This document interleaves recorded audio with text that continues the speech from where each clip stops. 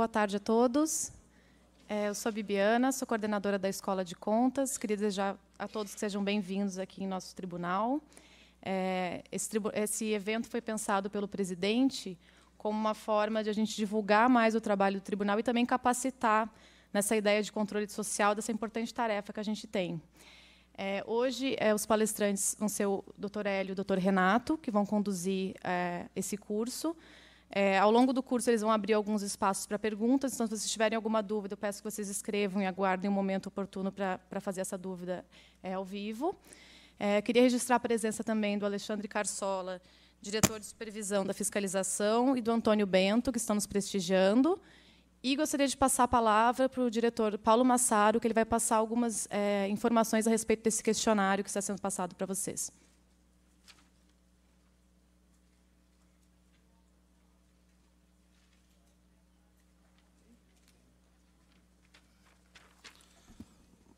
Muito boa tarde. Meu recado aqui é rápido e se insere no contexto de gestão estratégica do Tribunal de Contas.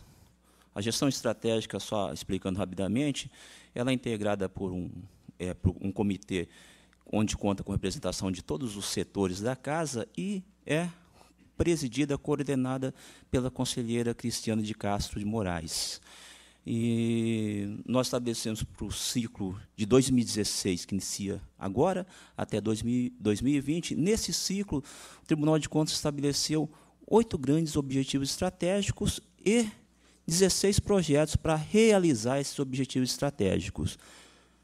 Num desses objetivos estratégicos de transparência e controle social, enfim, no âmbito assim, de resultados, nós estabelecemos um objetivo estratégico que relaciona aos senhores aqui, membros dos Conselhos Municipais de Saúde, que é aumentar a percepção social em relação ao Tribunal de Contas do Estado de São Paulo.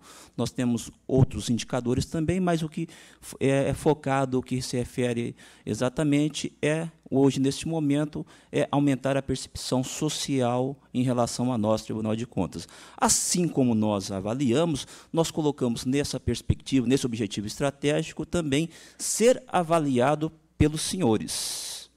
Tudo bem?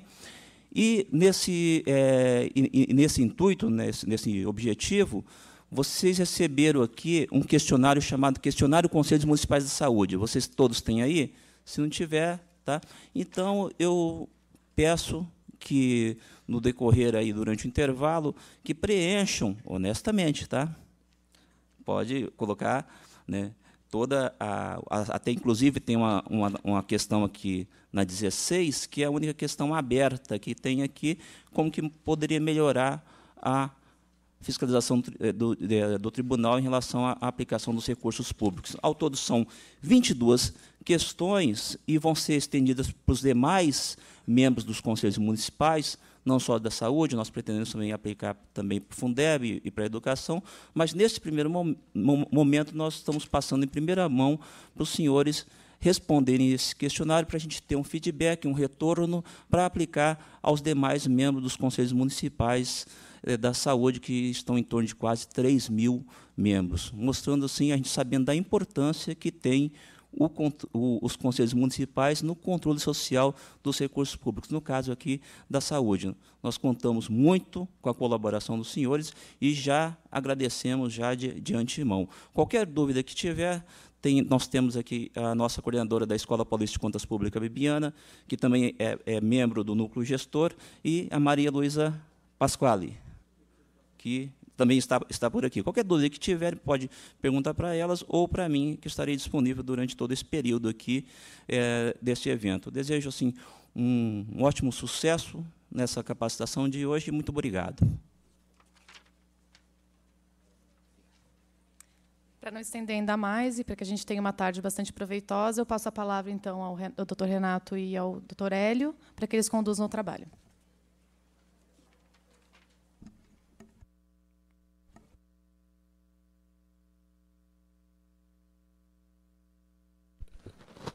Alô, estão ouvindo agora?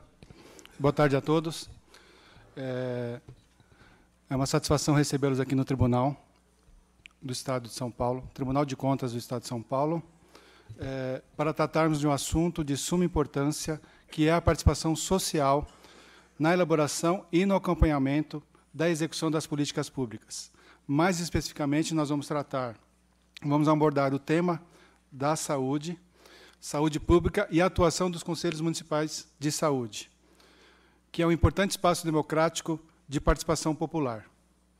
Quero aproveitar a oportunidade também para parabenizá-los pelo trabalho que aqui as senhoras e senhores realizam, um trabalho em prol do interesse coletivo, que exige dedicação, paciência e persistência.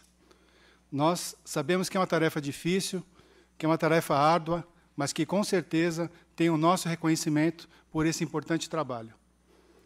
Não por outro motivo é que estamos aqui realizando esta capacitação com o objetivo de ampliar o nível de conhecimento de vocês, conselheiros e conselheiras, municiá-los de ferramentas que vão permitir a obtenção das informações sobre receitas, despesas de saúde, ampliando a autonomia dos conselhos, visando o seu fortalecimento e, consequentemente, a melhora da qualidade dos trabalhos realizados pelos conselhos de saúde. A nossa capacitação está dividida em duas partes. Na primeira parte, nós vamos dar um panorama rápido da saúde. Nós vamos utilizar para isso duas pesquisas realizadas pelo Datafolha no ano de 2014 e 2015. A primeira intitulada Panorama da Saúde no Brasil e a segunda com o título O Maior Problema do País. Inclusive, nós fizemos uma enquete aí com vocês, para vocês responderem, né? Nós distribuímos aqui os tablets para vocês responderem e vocês dizerem, na opinião de vocês, qual que é o maior problema do Brasil. No final da apresentação, a gente vai consolidar essas informações e apresentar aqui no telão qual foi a resposta, o maior número de respostas para cada item. Ok? Bom, como eu falei, essa pesquisa intitulada O Maior Problema do Brasil mostrou quais são os principais problemas do Brasil, segundo a opinião dos entrevistados. Depois nós vamos falar brevemente do sistema de controle. O que é o controle social, os conselheiros municipais de saúde, os conselhos municipais de saúde, o controle externo exercido pelo Tribunal de Contas do Estado de São Paulo, a sua estrutura, suas competências e a composição do Tribunal de Contas. Ao final, o Renato vai falar da ouvidoria do Tribunal de Contas. O que é, para que serve a ouvidoria, suas atribuições e os canais de comunicação. Vocês poderão fazer, no final desse bloco, nós vamos deixar um espaço de uns 15, 10 minutos para vocês fazerem perguntas. Vai circular o microfone aí por vocês, aí quem quiser fazer pergunta, levanta a mão. Tá? A gente pretende concluir, né, esse bloco às 15h15, e aí nós vamos dar uma parada para tomar um café, tá? Esticar as pernas, e depois a gente volta às 15h30. Essa primeira parte é uma parte mais conceitual. Talvez muitos de vocês já conheçam o que a gente vai falar aqui, mas a gente precisa introduzir esse assunto para que a gente possa nivelar o entendimento de todos.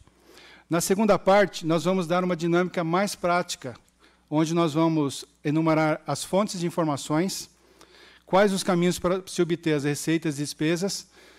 Dá para a gente, em alguns locais, a gente consegue pesquisar quais são os profissionais que atuam no município, os médicos, para a gente saber aonde o médico atua, onde ele trabalha, qual hospital que ele está trabalhando, qual a unidade básica de saúde que ele está trabalhando. Então, a gente consegue mapear onde o médico está. Os relatórios de gestão de saúde e os materiais de consulta, entre outros. As fontes são inúmeras, a gente não vai conseguir abordar aqui todas as fontes, né, todos os caminhos, mas a gente vai deixar um link no final para que vocês possam acessar as informações e vocês tenham autonomia para poder buscar lá as informações. A ideia é que, após a conclusão da nossa capacitação, vocês possam ir lá nesse local e ir buscando as informações. A ideia é ir alimentando esse local e que vocês possam buscar com frequência as informações. Então, vamos começar. Todos nós sabemos que a saúde pública no Brasil não vai nada bem. No noticiário diário, seja pela televisão, pelos jornais ou pela internet, sempre há notícias sobre a falta de médicos, falta de medicamentos, falta de leitos hospitalares, demora para o início dos tratamentos, filas para a realização de exames, equipamentos quebrados sem manutenção e veículos sucateados. Bom, enfim, são inúmeros os problemas. No estado de São Paulo, o quadro talvez seja um pouco menos pior, já que há uma concentração de recursos financeiros e mais profissionais da área da saúde. O cenário político e econômico atual, né, agrava a situação. Com a inflação anual em torno de 10%, queda da atividade econômica que repercute na queda da arrecadação, por consequência, menos dinheiro para a saúde, para a educação e assim vai. Como desdobramento, nós temos o quê? O desemprego. Né? Aí, com a perda do desemprego, o que acontece? A pessoa que perdeu o emprego e a família vai para onde? Vai para o SUS. Né? Ele perdeu o plano de saúde e vai buscar o sistema público de saúde. Mais pessoas num sistema que já está ruim, o que acontece? A situação fica pior. Não é verdade? Sem falar na corrupção, que é algo que está aí disseminado. Além disso, nós temos o quê? Os surtos de dengue, Zika vírus, chikungunya e agora, recentemente, o H1N1. Mas tem aquele ditado que diz, né? Quando a gente acha que a situação está ruim, basta a gente dar uma olhada para o lado, para o vizinho, e a gente vai ver que, por exemplo, aí a situação do Rio de Janeiro, que está calamitosa, né? A situação que se deixou chegar o Rio de Janeiro. A coisa lá está feia. Bom, para fazer justiça, nós temos alguns destaques, né, alguns avanços na área da saúde. O Brasil é um dos recordistas em transplantes públicos, em torno de 25 mil cirurgias por ano. É um protagonista nacional de imunização, então, em torno de vacinas para mais de 20 enfermidades. Tem o programa da AIDS, que é reconhecido internacionalmente. E a assistência farmacêutica são alguns dos exemplos em que a saúde tem aí os seus avanços. Vamos agora ver a pesquisa do Datafolha, onde foram entrevistadas 2.109 pessoas de 140 municípios, de pequeno a grande porte, entre os dias 10 e 11 de fevereiro de 2014. Bom, esse gráfico aqui ele mostra a evolução, essa pesquisa, desde 2003. Então, desde 2003, lá, se a gente olhar a escolha lá dos entrevistados, o primeiro problema que era apontado era o desemprego, 2003, 2005. A partir de 2008, a saúde ficou no topo, ficou no ranking dos problemas, segundo os entrevistados, dos problemas brasileiros. O maior problema para essas pessoas era a saúde. Se a gente olhar ali 2014, essa pesquisa é de 2014, 45% dos entrevistados em 2014 achavam que o maior problema no Brasil era a saúde. Em segundo lugar, nós temos ali a violência e a segurança, e em terceiro lugar, a corrupção.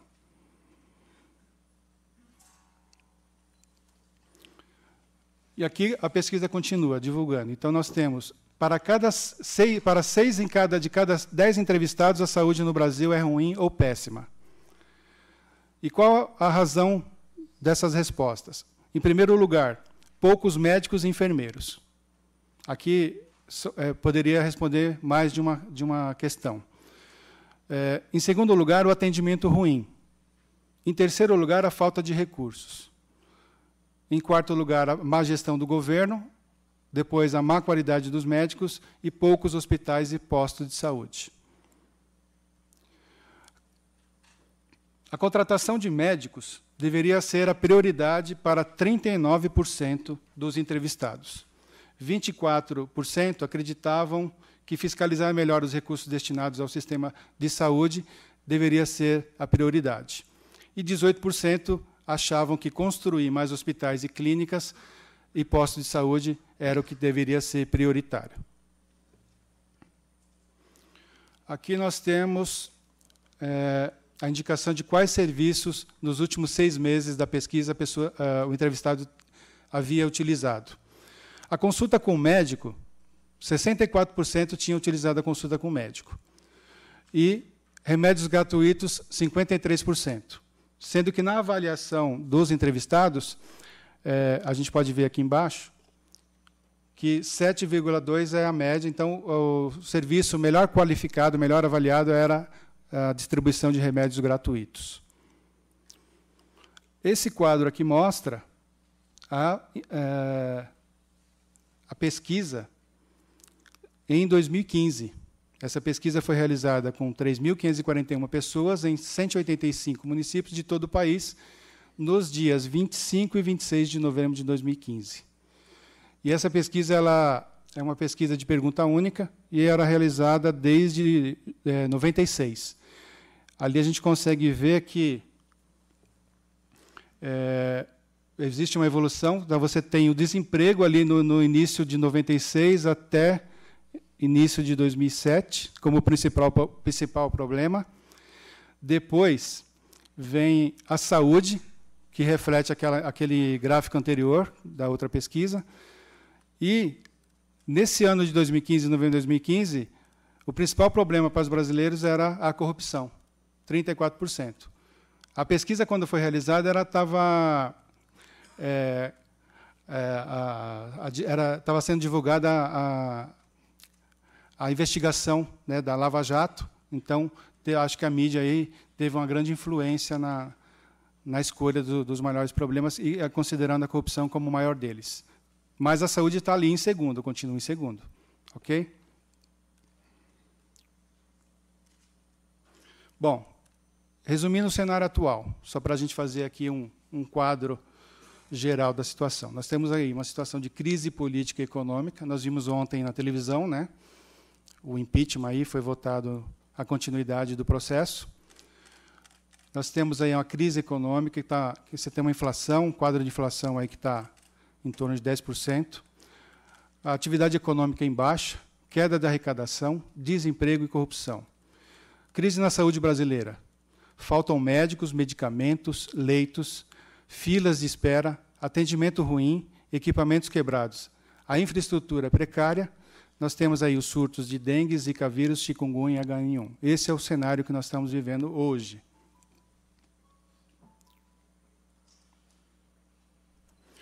Aqui nós temos um slide que retrata, a gente tentou condensar aqui, a estrutura do controle do setor público brasileiro. Então, nós temos ali o controle social, que é exercido pelos senhores, o controle externo, que é exercido pelo Poder Legislativo, com auxílio dos tribunais de contas, e o controle interno, que existe em cada unidade, em cada estrutura do governo. Nós vamos tratar aqui dos dois primeiros, o controle social e o controle externo. No controle social, a gente tem outros... nós temos outros órgãos que também exercem o controle social, mas nosso foco é o controle, são os conselhos municipais, né, os conselhos municipais de saúde hoje. Então, nós vamos fazer uma abordagem primeiro do controle social e depois do controle externo, para que vocês entendam como que funciona o Tribunal de Contas. Eu conversei com algumas pessoas aí, a grande maioria, se não todos aí, é a primeira vez que acho que estão vindo para o tribunal, não é isso? Quem está vindo pela primeira vez no tribunal? Levanta a mão. É muita gente. Tá? Então, sejam todos bem-vindos. Né? E aí a gente vai abordar, então, esse tema do controle social. O controle social, né? O que é o controle social? Vamos tentar achar um conceito aqui para controle social. O controle social é a capacidade da sociedade civil de fazer o quê? De intervir na gestão pública. De que forma? Ela vai interagir com o Estado. Espera um pouquinho que apareceu um negócio aqui que eu não sei o que é. Pronto, sumiu. Interagindo com o Estado. O que o controle vai fazer, o controle social, a sociedade civil vai fazer nesse aspecto? Vai definir as prioridades, exatamente aquilo que nós falamos. Né? Nós vimos a entrevista aqui, algumas pessoas elencaram as prioridades. E cada município, vocês conhecedores da realidade dos seus municípios, do local ali onde vocês atuam, né, vocês sabem qual é a prioridade daquela localidade, daquele município. O que tem que vir na frente? Né? Quais são o que o recurso público deve atuar, onde ele deve atuar primeiro. E aí você tem também o quê? A elaboração dos planos de ação e a fiscalização do cumprimento de metas, tanto o cumprimento das metas que foi estabelecida nesse plano, como a utilização do recurso público. Né? E tem que ser o quê? Tem que se visar o interesse coletivo, não pode visar determinado grupo em detrimento de outro grupo. Né? Tem que ser coletivo, tem que ser para todos. A Constituição de 88 foi onde se criou as bases, né, para estabelecer os mecanismos de participação social das políticas públicas. Dentre eles, os conselhos de políticas públicas, que está encaixado aí o Conselho de Saúde, os conselhos de saúde. Nós temos os orçamentos participativos, as leis de iniciativa popular e os referendos e os plebiscitos. Aqui, no caso, é o quê? É a democracia direta. Né? Aqui você a população atuando diretamente, tomando decisão. Então, no referendo, no plebiscito, né, você tem o sim ou não ali, e que você vai acatar ou não determinada mudança de rumo no país.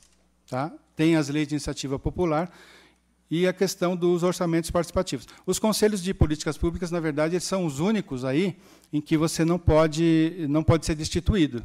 Né? No caso do orçamento participativo, o prefeito, o gestor, ele pode não querer implantar lá o orçamento participativo, mas os conselhos ele não pode tirar.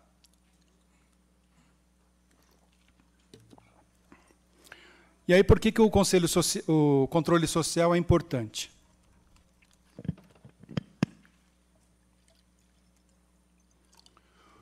Ele é importante por quê? Porque ele garante, né? Ele tem que garantir aí, através da sua atuação, que as políticas públicas atendam, de fato, né, às necessidades da população. Ou seja, para melhorar a oferta de um determinado serviço, a qualidade do serviço da população, e também ele tem uma atuação forte na fiscalização da aplicação dos recursos da saúde. Como forma de participação popular na saúde, nós temos o quê? As conferências de saúde, todos conhecem as conferências? E temos aí os conselhos de saúde. Então, nas 3 esferas de governo, tanto nacional, como estadual, como municipal. Os conselhos de saúde têm a sua exigência aí na lei, né, a exigência garantida por lei, e não estão sujeitos à vontade da gestão. É aquilo que eu falei, ele não pode ser destituído, tem que ter sempre o conselho lá no município, né, em todo o município do Brasil tem que ter o seu conselho de saúde, cada estado tem que ter o seu conselho, e tem um Conselho Nacional de Saúde aí, ligado ao Ministério da Saúde. E qual é o papel do Conselho no controle social? Né? Qual é o papel do Conselho de Saúde no controle social? Ele atua na formulação de estratégias e no controle da execução da política de saúde. Isso é exercer o controle social. Assim, a população dos estados e dos municípios, por meio do Conselho de Saúde, ajuda a planejar a política de saúde, fiscaliza como o governo cuida da saúde e também verifica se as leis relacionadas ao Sistema Único de Saúde estão sendo cumpridas. Então, o Conselho de Saúde também, o Conselho Municipal de Saúde, atua também na fiscalização dos recursos do SUS e do esse Sistema Único de Saúde. Bom, os conselhos municipais.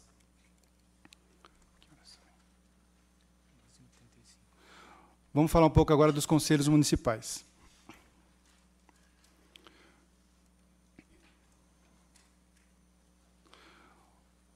A Constituição Federal estabelece lá no artigo 10 dos direitos sociais que é assegurada a participação dos trabalhadores, empregadores dos colegiados dos órgãos públicos em seus interesses profissionais ou previdenciários que sejam objeto de discussão e deliberação.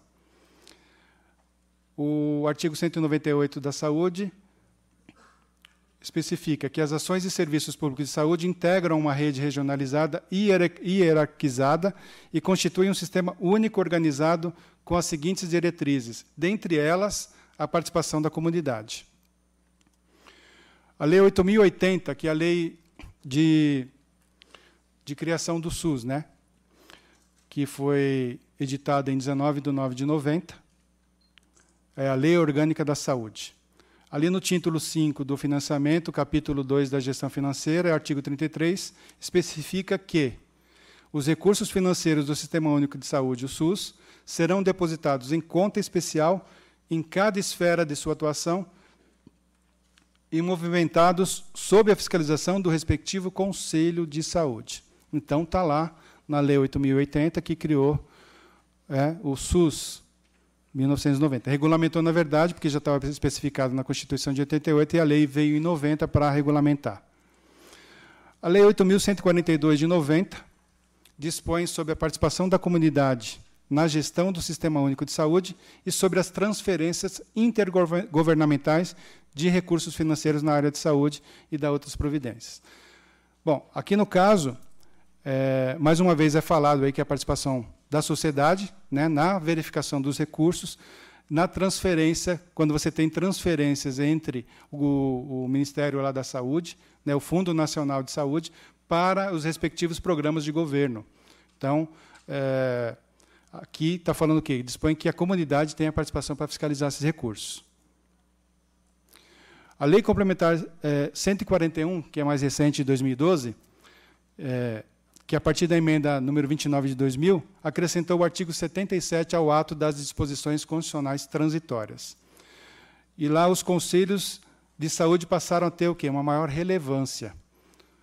Então, no parágrafo 3º do artigo 77, estabelece que os recursos dos estados, do Distrito Federal e dos municípios destinados às ações e serviços públicos de saúde e os transferidos pela União para a mesma finalidade serão aplicados por meio de um fundo de saúde que será acompanhado e fiscalizado pelo Conselho de Saúde. Então, olha o poder aí, a força que vocês têm, né? Tá na Constituição, está nas legislações federais e, mais recentemente, veio reforçar aí, porque a atuação passa a ser não só os recursos do SUS, mas também os recursos municipais do município, lá, aquele recurso que ele tem que aplicar, os 15% no mínimo em saúde. Tá? Então, em 2012, foi ampliado aí, foi bem especificado que o Conselho de Saúde vai poder atuar, deve atuar também na fiscalização desses recursos.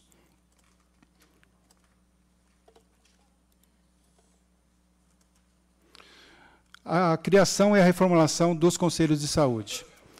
Então, a Lei 8.142, de 90, então, a participação da comunidade, como nós falamos, nas transferências intergovernamentais, na gestão do SUS, e a resolução de 2012, né, que foi na última Conferência de Saúde, que foi editada essa resolução, é a 453. Todos conhecem essa resolução? Aprova a resolução, né, então o Conselho Nacional de Saúde aprova a resolução que trata das diretrizes para a instituição, reformulação, reestruturação e o funcionamento dos conselhos de saúde. Ele acaba ajudando, essa resolução acaba ajudando na estruturação dos conselhos, né, dá uma diretriz, porque até então não tinha muita coisa, e aí, na hora de estruturar, a gente ficava meio perdido para saber como que se montava ali, né, o Conselho Municipal de Saúde. Em alguns municípios, por exemplo, tem pouca estrutura, né, então fica mais complicado ainda. Então, vamos lá. Conselho de Saúde. O que é o Conselho de Saúde? Ele é um órgão ou instância colegiada, de caráter permanente e deliberativo, integrante da estrutura básica da Secretaria Municipal de Saúde, né, no caso do Conselho Municipal de Saúde, e da Secretaria Estadual de Saúde, no caso do Conselho Estadual de Saúde, com composição, organização e competência fixados em lei, para desenvolver o controle social na área de saúde, e o Conselho é composto por representantes do governo, profissionais da saúde, prestadores de serviços e usuários, sendo o presidente eleito entre seus membros. Bom, o que é caráter permanente? O que significa isso? Ele deve sempre existir, como nós falamos, independente das decisões do governo. Não é um órgão que possa ser extinto a qualquer momento. Nenhuma autoridade ou lei estadual ou municipal pode extinguir o Conselho. É necessário outra lei federal para que possa acontecer isso. O caráter deliberativo significa o quê? Que a tomada da decisão é feita com base em discussão, é estabelecida na conversa. Então, é a análise para resolver, né, determinado problema. Então, a reunião ali dos membros do Conselho, discutindo determinado tema, determinado assunto relevante no município na área da saúde, e aí vocês podem indicar ali nessa reunião qual que é, discutir inclusive o que é prioritário em relação a um determinado assunto em relação ao outro. Então, isso é o quê? É o caráter deliberativo. E é um órgão colegiado. Por que é um órgão colegiado? Porque ele é composto por pessoas que representam diferentes grupos da sociedade, né? E as decisões são tomadas em conjunto.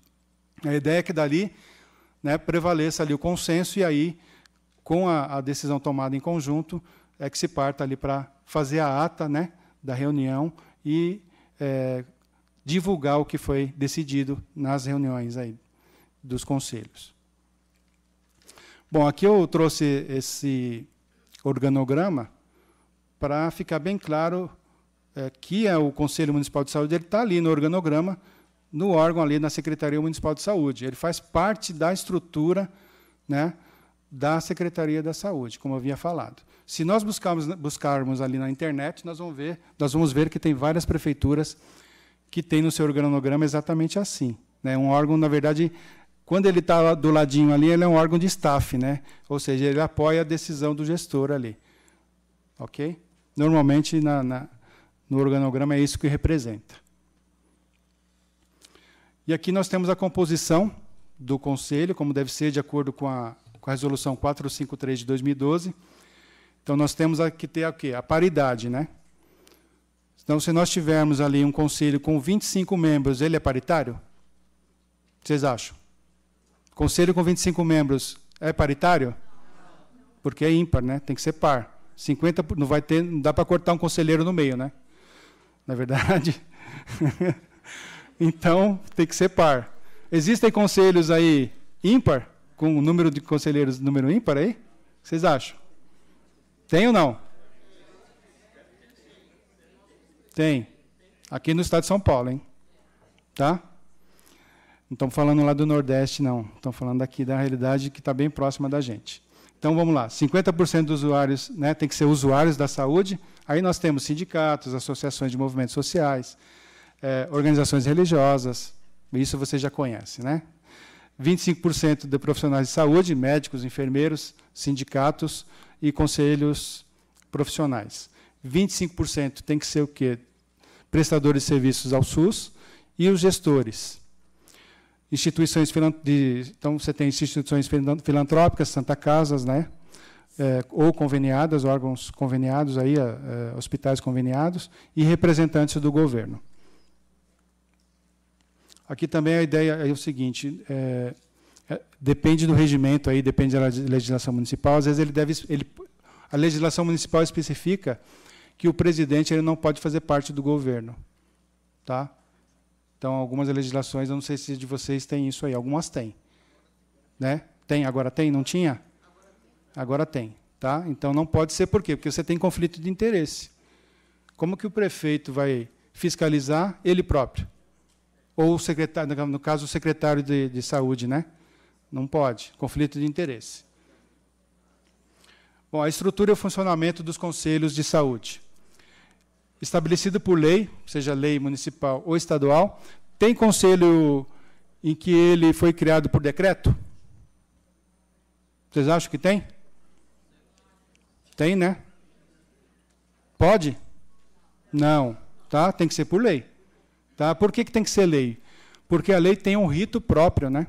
Ela tem que passar pela Câmara, que são os representantes, né, eleitos pelo povo. Ok? O decreto também ele é mais frágil, porque qualquer um que assumir a prefeitura, ele vai lá e faz o quê? A revogação do decreto. Para revogar a lei, ele tem que passar lá pelo crivo das câmaras municipais, pelo Poder Legislativo. É mais complicado. Tá ok? Os conselhos devem possuir um regimento próprio, né, um regimento interno. E aí, o que vai ser definido nesse regimento? Né? O mandato dos conselheiros, como funciona? De 2 em 2, 3 em 3, né? A rotatividade desses membros. Vai estabelecer também como funcionam as regras, né? Como que funciona o conselho, como que ele é estruturado, quando as reuniões vão acontecer, né?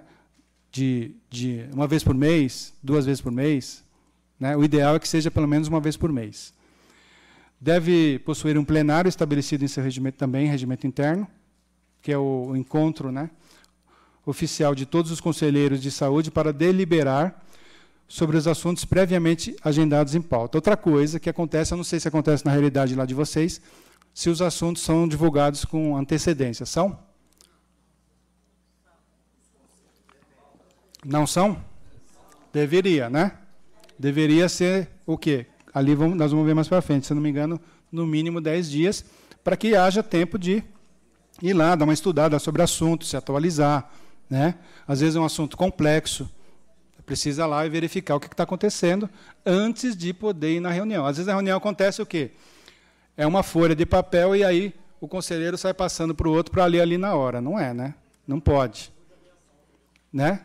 Tem que divulgar a pauta com uma certa antecedência para que a gente possa ali se inteirar dos assuntos e até pesquisar. Ok? Deve ter o quê? Uma secretaria executiva subordinada ao plenário do Conselho de Saúde. A secretaria executiva é aquela que vai fazer o quê? Preparar a ata, redigir a ata, vai organizar o espaço, não é? Todos têm aí secretaria executiva? Tem? Agora tem.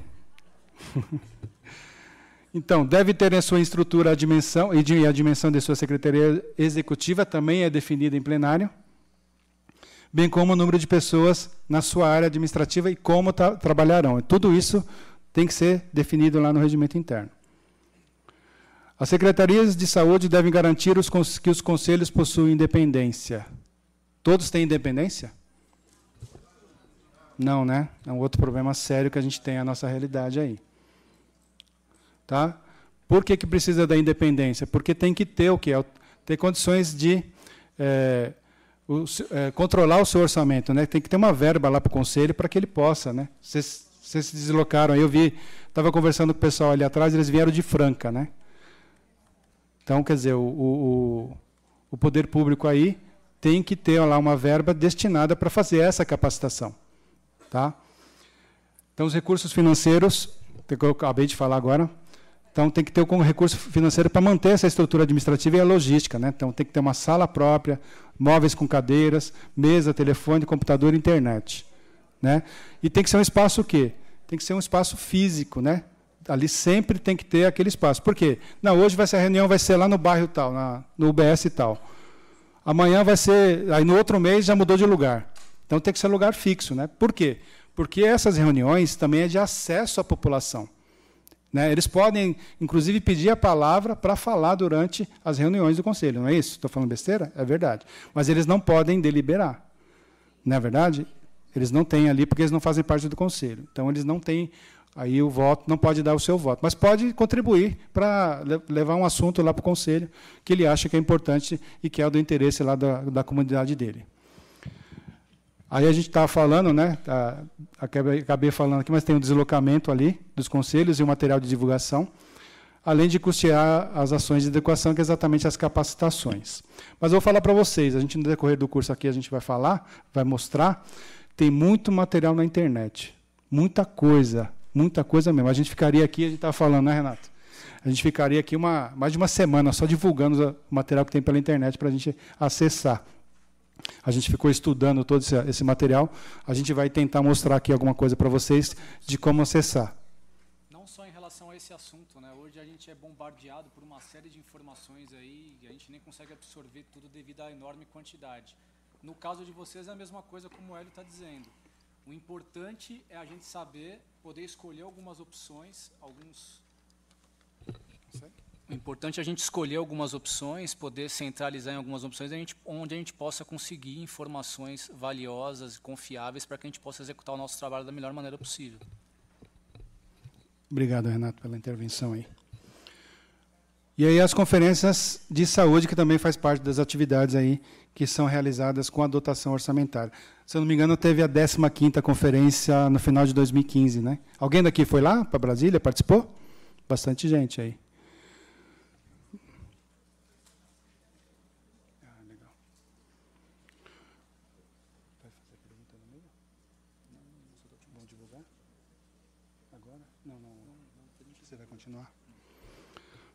Ele está me mostrando aqui, pessoal, nós já temos as parciais aqui daquela enquete que nós fizemos, que vocês responderam pelo tablet.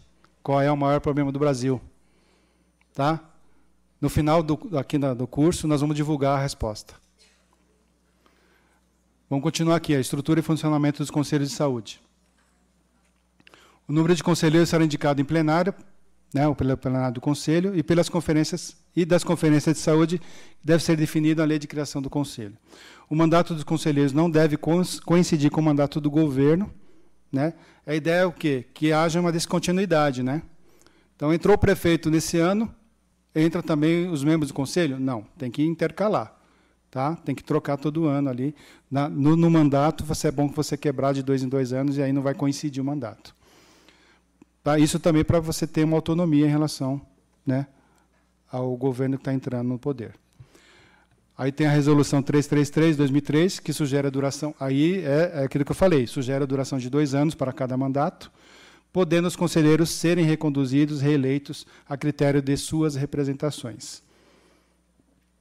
O Conselho de Saúde deve ter um presidente eleito por seus membros, e a escolha dos conselheiros deve ser amplamente divulgada, para que os grupos da sociedade possam saber indicar os representantes. Outra coisa que precisa ter na mente aí dos conselheiros é que tem que ter transparência, né? A divulgação é muito importante. Tanto a divulgação do trabalho de vocês. Eu andei pesquisando aqui também na internet, tem muito... No Facebook, né? Eu vi muita coisa interessante lá. E vi muita coisa feia lá também, o pessoal falando, colocando a boca no trombone lá, falando da realidade do município. Município que a gente nem imagina que tenha aquele problema, né? Município grande, bastante recurso, e você vê que a realidade não é bem essa. É claro que precisa checar essas informações, né? Não é tudo que está lá na internet que é verdade, né? Mas é um canal de comunicação que hoje muitos conselhos usam, né? Para divulgar as reuniões, para divulgar o que foi a própria ata, né? Pode digitalizar e colocar lá. Né? Hoje a gente vive aí num momento aí que tem câmeras por todos os lados, né? A informação está fluindo para todo lado aí, então o conselho tem que entrar nessa onda aí também. Bom, aí devem ser registradas as atas, essa é uma novidade. As reuniões plenárias são abertas ao público, como eu falei. O quórum, né? Tem um quórum mínimo ali necessário para tomar as decisões. Então o conselho lá tem 32 membros, comparecem 12, pode? Né? Então, tem que ter um quórum mínimo para tomar certas decisões. E é definido isso o quê? Por isso que o regimento interno é importante, porque é lá que você define o quórum mínimo. Né? Para certas deliberações, para certas tomadas de decisões, exige lá, né, que tenha um quórum mínimo. E aí tem aquela questão, né? O regimento interno vai definir. Se não tem quórum mínimo, aquelas decisões tomadas não têm validade. Okay? Não teve representatividade, né? Ok? E a alteração do conselho também deve ser feita por lei, conforme a lei. Deve ser feita conforme a lei. Para se alterar a organização do conselho, é necessário que o próprio conselho faça a proposta e vote em reunião plenária, e o gestor, no caso o prefeito, deve homologar essa mudança. Prestação de contas ao Conselho de Saúde. Os gestores da saúde devem prestar contas dos gastos com a saúde ao Conselho. O Conselho também deve acompanhar o quê? Se aquilo que foi estabelecido no plano de saúde está sendo cumprido. Né? Esse é um papel importante, porque muitas vezes está lá no papel que tem que construir uma UBS, que tem que contratar mais médicos, tem que dar uma prioridade para certa ação lá no município, que está lá no plano, e aí passam 2 anos, passam 3 anos e ainda não implementou. Né? Então, o Conselho tem que olhar lá no Plano Municipal de Saúde e ver lá, ó, o que foi, né, o que está lá no plano que não foi feito ainda. Vamos lá, cobrar o prefeito. E aí, o quê? Tem que ver se, por algum motivo, né, qual foi o motivo que isso não aconteceu. Também não é chegar lá e bater na porta lá do prefeito, não é? Tem que ir lá e entender o motivo, porque aquilo não aconteceu. A realidade hoje é complicada, a gente sabe que o aperto aí no orçamento também é grande, mas aí tem a força do Conselho aí para poder definir o que é prioritário. Nesse momento em que a falta de recurso é grande, né, então aí você tem que definir o que é prioritário, o que deve vir primeiro. A prestação de contas aí por parte dos gestores deve ocorrer a cada 4 meses, e essa prestação acontece por meio de relatório detalhado. O relatório de prestação de contas dos Conselhos de Saúde deve conter pelo menos as seguintes informações: como estão sendo executadas as ações de saúde, o relatório de gestão, os recursos financeiros, quanto foi aplicado e como foi aplicado. Vocês sabem como foi aplicado e quanto foi aplicado no município de vocês? Não sabem? Nós vamos ensinar aqui hoje. Tá? Vocês vão ver aqui muita ferramenta boa. As auditorias iniciadas e concluídas no período e a produção e a oferta dos serviços do SUS. Bom, os conselheiros municipais. Eu peguei isso aqui no manual da Confederação Nacional dos Municípios, achei bem legal, porque é a capa de um manual. E a ideia aqui é refletir o quê? A diversidade dos conselhos, né? Você tem aí desde o jovem ali que está com... Eu não sei como que ele vai participar da reunião com fone de ouvido, né? Mas ele está aí, ó. Então é a diversidade, né? É a ideia que passa aí essa imagem, esse desenho. As atribuições dos conselheiros. Bom, eles devem comparecer às reuniões ordinárias e extraordinárias, têm que estudar, né, e relatar nos prazos estabelecidos as matérias dos assuntos que forem distribuídos. É aquela história que a gente estava falando. Foi distribuído lá o assunto, né? Foi divulgado qual vai ser a pauta da reunião, mas o conselheiro foi lá e não se preparou para a reunião, né? Então, também o conselheiro tem que fazer a parte dele. Sugerir aí normas e procedimentos para o bom desempenho e funcionamento do conselho, é o papel um dos papéis dos conselheiros e conselheiras. Ter independência na tomada de decisão, né? O que significa ter liberdade para expor as suas ideias e tomar decisões no Conselho sem a coação de nenhuma forma. Conhecer a política pública de que trata o Conselho e o município. Então, precisa estudar, né? O conselheiro precisa estar aí antenado, sabendo o que é a política pública de saúde. Teve mudança recentemente, se eu não me engano, no SUS, né? Aquelas mudanças que estão acontecendo lá na legislação, né? Então, tem que estar acompanhando aí o assunto que é da sua atribuição. Deve saber também onde buscar informações sobre as finanças da saúde, que é o que a gente vai fazer hoje, os convênios, né? Como a gente pode obter informações sobre os convênios lá com o governo federal, governo estadual, estabelecidos aí, os estabelecimentos de saúde, né? Quantos estabelecimentos de saúde tem no município? Né? Vocês sabem quantos tem aí no município de vocês? Então, a gente consegue acessar essa informação. E também os profissionais de saúde. Tá? Tem profissionais de saúde aí atuando em 4 ou 5 estabelecimentos. Será que ele consegue? Missão dos conselheiros de saúde. Bom, tem o papel fundamental de acompanhar de perto como está a saúde da população e a qualidade do serviço, como nós dissemos. E por que isso acontece? Porque o conselheiro ele tem aí a grande vantagem de estar perto ali da comunidade, né? A ideia é essa, na verdade, quando a gente fala do usuário, que ele tem ali a proximidade da situação ali mais próxima da realidade, né?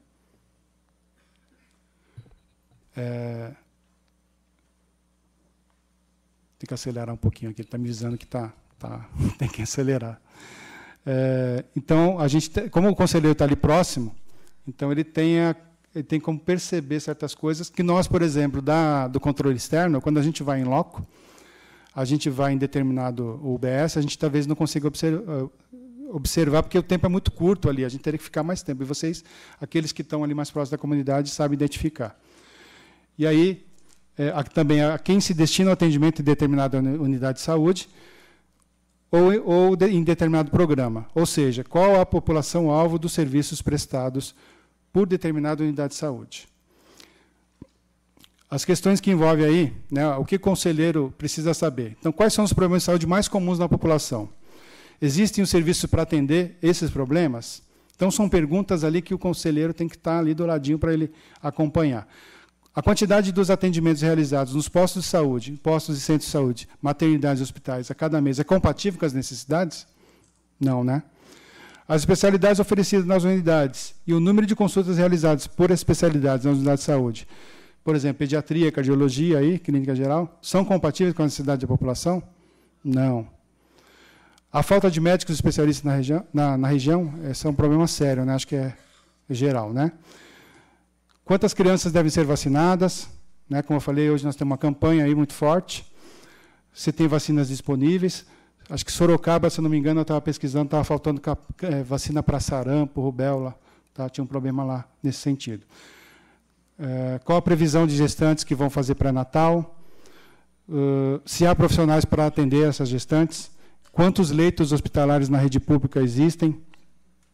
E quanto tempo, em média, esses leitos ficam ocupados? E quais os principais problemas de saúde que levam às internações na rede pública?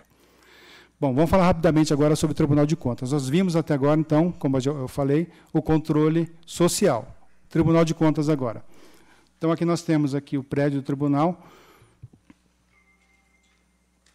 Aqui tem uma imagem aqui para vocês visualizem. O prédio da esquerda é onde nós estamos localizados. Nós temos o prédio sede, que é esse mais à frente, que está escrito Tribunal de Contas, e a fiscalização do tribunal fica mais à direita ali. Tá? Então, aqui na capital são 3 prédios. E aqui nós temos 20 unidades regionais espalhadas pelo Estado de São Paulo. Tá? Cada bolinha dessa é uma unidade regional, que é a descentralização do tribunal, e o tribunal ficando mais perto da população e do órgão jurisdicionado. São 3.500 órgãos jurisdicionados na esfera estadual e municipal, e o orçamento é de 282 bilhões. Na área estadual, o tribunal ele atua nas contas do governador, da Assembleia Legislativa, Ministério Público, Defensoria e o Poder Judiciário. Na área municipal, são 644 prefeituras e câmaras municipais. No caso da capital, não entra, porque aqui no Estado de São Paulo nós temos o Tribunal de Contas do município, que fiscaliza o município de São Paulo. E a administração direta e as autarquias, empresas públicas, sociedades de economia mista, fundações estaduais e municipais. Todos os anos, esses 3.500 órgãos são visitados pelo tribunal. Cada um deles tem o seu relatório. Competências do tribunal. Então, está lá no artigo 70 da Constituição, que é a fiscalização contábil, financeira, orçamentária, operacional e patrimonial Aqui nós temos a União, mas é paralelo aqui, né? Nós temos para o Estado de São Paulo, então seria o Estado de São Paulo e os municípios, as entidades da administração direta e indireta. Quanto à legalidade, legitimidade, economicidade, aplicação das subvenções, que são os repasses ao setor público, as renúncias de receita, que são as isenções, e será exercido, no caso aqui no Estado de São Paulo, pela Assembleia Legislativa e pelas câmaras municipais, mediante controle externo e o sistema de controle interno de cada poder. Então, cada um desses órgãos tem que também ter o seu controle interno. Ok? O controle externo, aqui no caso, é a cargo do Congresso Nacional, no caso do Estado de São Paulo é a Assembleia Legislativa, e no caso dos municípios, as câmaras municipais, que é exercido com auxílio do Tribunal de Contas, no nosso caso, do Estado. Simetria congente, que é aquilo que eu estava falando, né, as normas que estão lá na Constituição, servem para os tribunais de contas estaduais e tribunais de contas municipais, onde houver. O Tribunal de Contas, aí, na esfera da União, lá, nacional, do governo federal, nós temos o TCU, Tribunal de Contas da União, o estadual, os tribunais de contas do Estado, e em alguns municípios nós temos os tribunais de contas do município, que é o caso do Rio de Janeiro e de São Paulo, que está ali embaixo. E tem também aqui o Pará, Ceará, Goiás e Bahia, que além dos tribunais de contas, tem um tribunal de contas só para o Estado, e tem um tribunal de contas só para os municípios daquele Estado. É separado. Competência do Tribunal de Contas, que é a competência vai aqui em relação ao quê? A origem do recurso. O Tribunal de Contas não fiscaliza recurso federal. Tá? Então, aí vocês cobrem essa área porque vocês fiscalizam o recurso da saúde do SUS. Por quê? Porque o recurso federal é de competência do TCU. Tá? Para não haver conflito ali, o recurso que é de origem federal, quem fiscaliza é o TCU. Mas o nosso tribunal fiscaliza os recursos de origem estadual e de origem municipal. Então, se o Estado repassa algum recurso para um determinado município, esse recurso vai ser fiscalizado pelo tribunal. Então, a origem do recurso. Tá? Em alguns momentos, esse recurso ele se mistura, porque tem contrapartida, aí o tribunal também fiscaliza. Tá? Às vezes tem essa mistura do recurso. O controle externo à carga do Congresso Nacional será exercido com auxílio do Tribunal de Contas, como nós já vimos. Aí, no caso, é a Assembleia Legislativa e as câmaras. Vai apreciar as contas do chefe do Poder Executivo, então, governador de Estado e prefeitos. E julgar a conta dos administradores. No caso dos chefes do Executivo, aí, do governo do Estado, e dos prefeitos municipais, o tribunal não julga. Isso é importante, é uma diferença bem clara que vocês precisam ter em mente. Ele emite um parecer técnico. Quem julga são o quê? É o legislativo. Tá? Então, lá eles vão se reunir para determinado momento, para poder... Nós vimos aí que teve um julgamento, teve um relatório do Tribunal de Contas do TCU que deu todo esse problema para o presidente Dilma aí, não é? O desdobramento do relatório do TCU. Então, no caso dos julgamentos aí dos administradores públicos, eles podem se tornar inelegíveis, tá? É uma das consequências quando o tribunal julga. Então, prestará contas qualquer pessoa física ou jurídica, pública ou privada, que utilize, ou recade, ou guarde, ou gerencie ou administre recursos, dinheiros, bens e valores públicos, ou pelos quais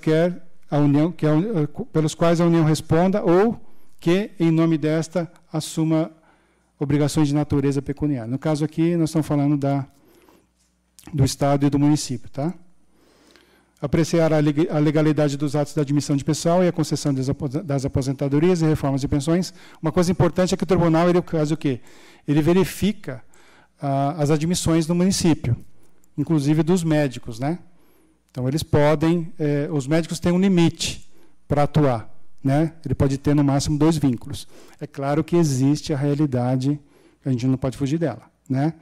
Então, existe aí a falta de médicos, mas a rigor, no máximo 2 vínculos.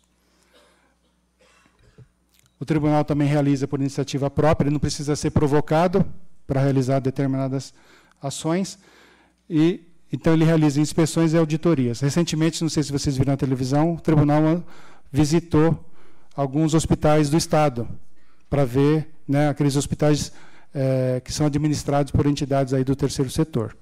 Foi uma visita rápida, cada agente com o seu tablet, inclusive o presidente foi visitar um hospital lá na ocasião. Fiscaliza também as contas das empresas supranacionais e fiscaliza a aplicação dos recursos da União, repassados, né, pela União aos Estados, Distrito Federal e municípios. Presta informações ao Poder Legislativo sobre as fiscalizações realizadas. Aplica sanções no caso de ilegalidade de despesas ou irregularidade de contas. No caso das contas julgadas irregulares, então, sem débito, tem a aplicação de multa aí de 2.000 UFESPs, prejuízo aos cofres públicos, multa de até 100% do valor do débito. E assina prazo para que os órgãos ou entidade adotem as providências necessárias ao exato cumprimento da lei, se verificada a ilegalidade. Susta, se não atendido à execução de ato impugnado, comunicando a decisão à Câmara, no caso, a Câmara Municipal ou a Assembleia Legislativa, representa o poder competente sobre as irregularidades ou abusos apurados. Então, aqui no caso, ele vai representar o Ministério Público, vai apresentar o que foi apurado pelo Tribunal na área de competência do Ministério Público.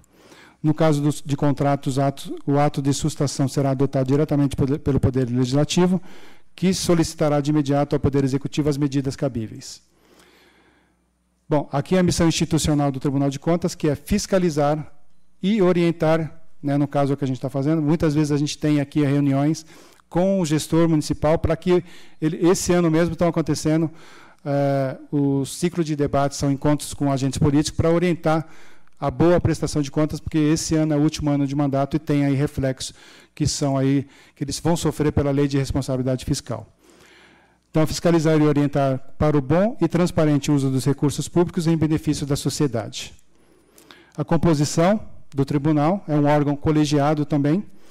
Nós temos o Tribunal Pleno, que tem a capacidade aí de emitir parecer prévio sobre as contas do governador, julgar recursos contra as decisões de câmaras do tribunal e responder consultas. Aqui nós temos aqui a divisão também entre primeira e segunda Câmara, que são as atribuições: julgar as contas da mesa da Assembleia Legislativa, emitir parecer prévio sobre as prefeituras, julgar as contas das mesas das câmaras municipais, julgar as contas anuais das entidades de direito privado, de cujo capital o Estado participe, por exemplo, o metrô, CDHU, julgar as contas dos ordenadores de despesas das unidades gestoras e autarquias, julgar contratos e convênios. Todas as matérias o tribunal julga, tá? Essas de baixo aqui. O corpo de auditores, nós temos 7 auditores substitutos de conselheiro, e o ingresso é mediante concurso público. Os auditores substituem nos afastamentos dos conselheiros. Tem a Procuradoria da Fazenda do Estado e tem o Ministério Público de Contas do Estado de São Paulo. São 9 procuradores e o ingresso também foi mediante concurso público. As sessões acontecem aqui na primeira Câmara, todas as terças-feiras, às 15 horas. Vocês podem comparecer aqui, o plenário fica aberto. Terças-feiras, às 10 horas. E o tribunal pleno, às quartas-feiras, às 10 horas. Pode assistir também ao vivo pela internet. Tá? Depois a gente vai divulgar o link lá para quem quiser assistir às sessões. Vocês podem assistir online da casa de vocês, do local onde vocês tiverem acesso à internet. A fiscalização, né, nós temos a fiscalização, são 10 diretorias de fiscalização aqui na capital, sendo que 2 são dedicadas ao terceiro setor. Existe uma diretoria de contas do governador e 20 unidades regionais. Então, são cerca de 650 servidores voltados para a fiscalização. O Renato vai falar agora da ouvidoria.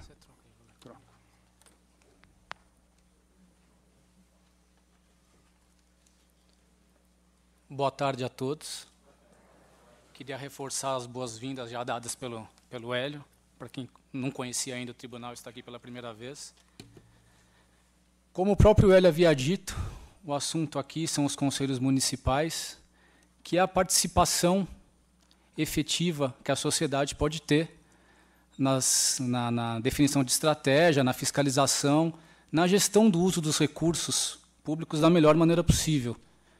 A gente vem acompanhando aí nos últimos tempos tudo o que vem acontecendo, todos os problemas voltados à corrupção e a forma como as coisas poderiam ser muito melhores se os recursos forem melhores utilizados. Eu costumo dizer, quando eu faço os meus trabalhos de fiscalização, como o próprio Hélio falou, o tribunal tem o papel de fiscalizar e orientar, mas quando eu estou no local fazendo a fiscalização, eu gosto de comentar com as pessoas. Todos nós, cidadãos, somos fiscais. Todos nós podemos, fazendo a nossa parte, contribuir para que a sociedade seja melhor e fique melhor. Então, eu vou falar um pouco da ouvidoria, que é um canal de comunicação que vocês têm aqui com o tribunal. Não é só o tribunal que tem esse canal de comunicação. Vários outros órgãos têm esse canal de comunicação também, acredito que muitas prefeituras também, que é uma oportunidade que vocês têm para poder apresentar sugestões, reclamações, solicitação de informações e etc. Começar falando o que é exatamente a ouvidoria. Eu até grifei aqui que é um instrumento de comunicação e participação do cidadão, que é aquilo que eu mais queria reforçar nessa minha fala aqui. A participação do cidadão é fundamental. Não adianta só existirem os órgãos de controle externo, no caso o Tribunal de Contas, que tem um papel importantíssimo na sociedade. Nós também temos esse papel importante. Nós, cada um como cidadão, para poder fiscalizar se as coisas estão sendo feitas e gerenciadas da melhor maneira possível. Então, um instrumento de comunicação e participação do cidadão no aperfeiçoamento dos serviços prestados pelo tribunal à sociedade. Qualquer cidadão, partido, associação ou sindicato é parte legítima para denunciar irregularidades ou ilegalidades perante o tribunal. Assegura a todos os interessados, me perdoem aqui, o direito de apresentar solicitações, informações, reclamações e sugestões, apontar disfunções ou ainda argumentar e sugerir modificações no que concerne aos serviços públicos prestados pelo tribunal. Quem somos? A ouvidoria foi instituída pela Resolução número 3 de 2015. Vocês vão verificar no final dessa parte da ouvidoria que eu vou citar alguns links de apoio para vocês, que é a legislação pertinente à matéria, que é importante, porque numa palestra como essa, a gente acaba recebendo uma série de informações e, obviamente, não consegue absorver todas elas.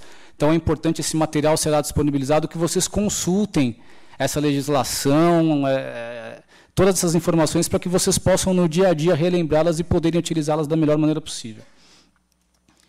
Atribuições.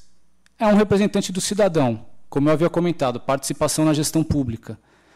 Processar, classificar e distribuir as demandas às áreas competentes dentro do tribunal, disponibilizar as informações de interesse público, facilitar o acesso aos serviços prestados ao cidadão, receber sugestões, críticas, reclamações, elogios ou questionamentos sobre os serviços prestados por essa Corte de Contas, divulgar seus serviços no cumprimento de seu papel institucional junto à sociedade e também, o que é muito importante, processar os pedidos de acesso à informação de que trata a Lei Federal 12.527 de 2011. É importante também que vocês, como participantes dos conselhos, conheçam essa lei de acesso à informação, porque vocês podem, através dessa ferramenta também, desse meio de comunicação, solicitar informações que sejam muito úteis para o trabalho de vocês. Então, foi o que o Hélio comentou. O nosso objetivo principal aqui é fornecer essas ferramentas, para que vocês possam, com elas, não exaurir o tema, porque são muitas possibilidades de consulta, de busca de informação, mas para que vocês possam ter ferramentas para que no dia a dia vocês possam utilizar para fazer o trabalho de vocês da melhor maneira possível. E fortalecer a imagem institucional do tribunal também junto à sociedade. Formas de comunicação. Aqui eu quis deixar de uma maneira bastante clara e fácil para vocês. O tribunal instituiu a comunicação através do WhatsApp, que é o que todo mundo está utilizando aí hoje em dia, né? Minha filha de 8 anos fica no WhatsApp o dia inteiro. Quem não usa o WhatsApp hoje em dia, né? Então está aqui o número do WhatsApp. A comunicação são apenas mensagens de texto. Você não vai ligar lá, não vai conseguir ligar só para mandar mensagens. Nós temos o nosso ouvidor, que é o Dr. Antônio Hoffman, a gente conversou com ele durante essa semana. Em média, as respostas da ouvidoria, elas levam em torno de 48 horas para serem dadas, nem que seja uma posição do tribunal a respeito daquela sua solicitação. Tá? Em média, 48 horas para a resposta. Então, tem esse canal através do WhatsApp. Tem o e-mail da ouvidoria, que vocês também podem utilizar facilmente, mandar a sua mensagem. Pessoalmente, que hoje em dia é o que acontece com menor frequência, mas há uma possibilidade também, no andar térreo do edifício anexo 2 do tribunal, junto ao protocolo geral. Não sei se alguém aqui conhece o protocolo geral. Acho que vocês não conhecem, mas é no anexo 2 daqueles prédios que o Hélio havia mostrado naquele outro slide, aqui na rua Venceslau Braz, que é aqui ao lado. Os pedidos de informações, sugestões, solicitações ou reclamações também poderão ser protocolizados nas unidades regionais. Isso é importante dizer também, não é só aqui, tá? Que os receberão e encaminharão diretamente à ouvidoria, que é localizada aqui no prédio sede do Tribunal de Contas. E tem também a opção do Fale Conosco, que é um formulário que eu vou mostrar um pouco mais para frente, a tela, para vocês terem uma ideia de como é, que vocês vão poder acessar isso depois nas cidades de vocês, nos locais de vocês, para vocês poderem utilizar de uma maneira mais efetiva. Aqui eu fiz um slide para falar de uma maneira geral, só para dar uma pincelada a respeito da Lei de Acesso à Informação, para reforçar a importância de vocês conhecerem essa Lei de Acesso à Informação, que é a Lei 12.527 de 2011, que estabeleceu o Serviço de Informação ao Cidadão, o SIC. Geralmente, quando vocês entrarem no site de prefeitura, de órgãos, vocês vão ver esse símbolo aqui, que vocês estão vendo ali, que é o símbolo amarelinho com I, verde. Esse símbolo que é, geralmente, o link para esse serviço de informação ao cidadão.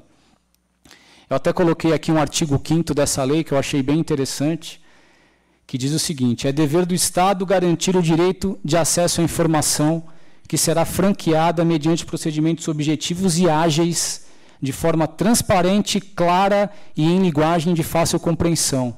Que também não adianta nada também vocês pedirem uma informação para alguma informação que vocês também não entendam, não consigam interpretá-la. Então, aqui eu resumi alguns pontos. A base da lei, né, que é a publicidade como preceito geral, as pessoas terem acesso às informações, a transparência, que é importantíssima, a transparência na administração pública, o desenvolvimento do controle social, que é onde vocês estão inseridos, por isso que eu grifei aqui para poder fazer esse link. Eles disponibilizam informações, vocês podem solicitar informações sobre as atividades dos órgãos e entidades relativas à administração do patrimônio público, utilização dos recursos, acompanhamento de projetos, prestação e tomada de contas, dentre de diversos outros fatores, que se vocês acessarem a lei, vocês vão ver que a lei é uma lei razoavelmente extensa, mas é interessante, vale a pena que vocês a conheçam com um nível de detalhamento maior. Vedadas as exigências relativas aos motivos determinantes da solicitação, ou seja, você não precisa determinar por que você está solicitando aquela informação. Aquela informação, se ela for uma informação que é de interesse público que será útil a você, solicite. É claro que acessando a lei, vocês vão verificar que tem uma série de de itens lá relativos a sigilo e etc., que tem informações sigilosas, tem vários tipos de informações. Mas, regra geral, vale o princípio da transparência. É um ótimo caminho para vocês também obterem informações. O prazo aqui é de 20 dias para a resposta, prorrogável por mais 10 dias. Tá? Geralmente, quando se solicita alguma informação, vocês precisam de uma informação mais detalhada, um demonstrativo contábil, por exemplo, procurem a origem, procurem os locais, as prefeituras, por exemplo, que possam disponibilizar essa informação. Porque o tribunal, em relação a algumas informações, ele só divulga essas informações após o parecer do conselheiro relator. Então, às vezes, é mais fácil vocês conseguirem a informação na própria origem, tá? Que tem também essas ferramentas para disponibilizar a informação. Aqui eu quis mostrar para vocês a tela inicial da ouvidoria. Eu até pintei de amarelo aqui, porque esse material depois vai ficar à disposição de vocês, mas para quem quiser anotar, essa aqui é a URL, é o endereço para vocês acessarem o site da ouvidoria do tribunal. Ele vai ter lá uma introdução falando o que é, perguntas frequentes, ele tem uma série de informações interessantes ali. E vocês percebem aqui do lado direito que tem 2 quadros, um sou jurisdicionado agente público, outro sou cidadão. Esse é o Fale Conosco que eu havia citado anteriormente aqui. Então, esse Fale Conosco, vocês entram nesta tela. Clicou ali, clicou aqui nesse sou jurisdicionado, sou cidadão, entra nessa tela, que vocês podem, lá em cima, em tópico de ajuda, selecionar a ouvidoria e aqui registrar as informações, e-mail, nome, CPF, CNPJ. E aqui vale uma observação importante. Evitar descrições genéricas. Quanto mais genérica for a descrição, mais difícil e mais demorada, consequentemente, será a resposta. Então, tentem ser o mais detalhado, a informação mais detalhada possível. Eu coloquei até alguns exemplos aqui envolvidos, gastos efetuados, processos, etc. Quanto mais especificidade, melhor é. E aqui também, ó, aquele link que eu falei para vocês, o círculo amarelo, com que é o link da Lei de Acesso à Informação. Que daí cai nessa tela aqui, que também é a responsabilidade da ouvidoria gerenciar. Então, vocês podem solicitar as informações por aqui também. Tá? E uma outra forma de vocês se comunicarem e efetivamente exercerem essa participação social é através de representação ou denúncia, que também tem o link aqui, que eu grifei de amarelo. São representações ou denúncias relativas a administradores ou responsáveis sujeitos à jurisdição do Tribunal de Contas do Estado de São Paulo. No caso de representação ou denúncia, elas são dirigidas ao conselheiro presidente do tribunal, observadas as disposições contidas nos artigos 110 a 112 da Lei Complementar 709, de 93, e os artigos 214 a 225 do Regimento Interno do Tribunal de Contas. Então, essa é uma outra forma também de vocês se comunicarem conosco. E aqui eu coloquei, importante, mais uma vez eu reforço, esse material será disponibilizado, mas eu estou vendo que o pessoal está tirando foto aí, o pessoal, para quem quiser anotar, são essas resoluções que eu comentei nos slides, são os atos, esses atos de EP são os atos do gabinete da presidência aqui do tribunal, que falam sobre os assuntos que estão sendo tratados aqui.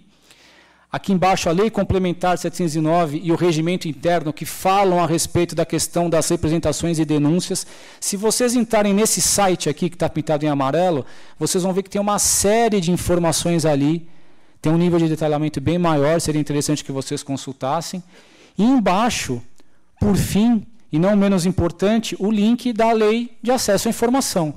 Essa lei eu acho fundamental vocês não perderem um tempo, ganharem um tempo conhecendo melhor essa lei, porque ela pode ser muito útil aí no trabalho, no dia a dia de vocês.